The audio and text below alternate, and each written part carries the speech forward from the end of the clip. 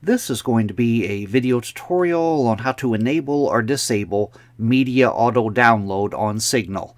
I will be using the desktop app on a desktop PC for this. Let me jump over to Signal.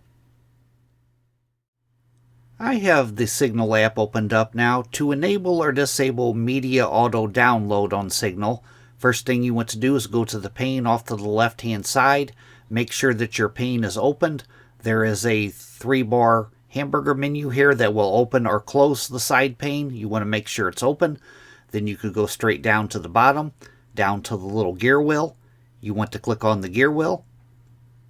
Then on this pane here, you want to go down to where it says data usage and click on data usage.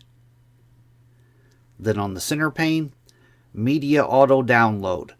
As you can see, all of these are checked on mine. You got photos, videos, audio, and documents. By default, they're probably all checked. It says voice messages and stickers are always auto downloaded.